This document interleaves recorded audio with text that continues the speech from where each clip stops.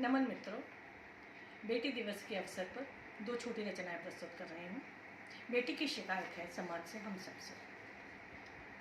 बेटियों के बस्तों में किताबों के साथ रहती हैं कुछ सतर्कताएं, कुछ वर्जनाएं, कुछ आदेश और कुछ संदेश। बेटियों के बस्तों में किताबों के साथ रहती हैं कुछ सतर्कताएं, कुछ वर्जनाएं, कुछ आदेश और कुछ संदेश। डर, चिंता और सुरक्षा की भावना। डर, चिंता और सुरक्षा की भावना जिन्हें पैदा होते ही पिला देते हैं हम उन्हें घुट्टी की तरह।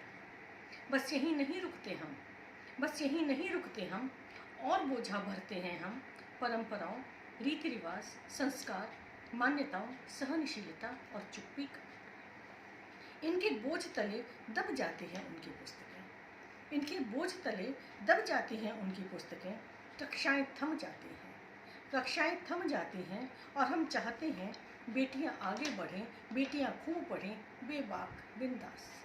और हम चाहते हैं बेटियां आगे बढ़ें, बेटियां खूब पढ़ें, बेबाक बिंदास। पर हमारी नज़र रहती है हर समय बेटियों की नज़र पर। जैसे ही कोई घटना घटती है हमारे पास, हम बेटियों का बस्ता और भारी कर देते हैं। कब दब जाती हैं उस भार के नीचे उनकी सारी पुस्तकें, हम जान ही नहीं पाते।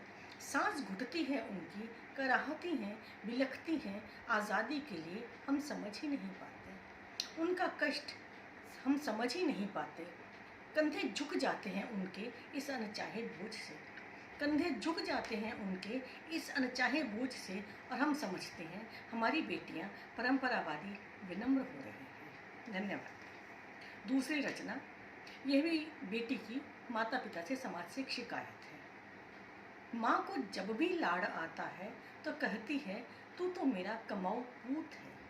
माँ को जब भी लाड़ आता है तो कहती है तू तो मेरा कमाऊ पूत है।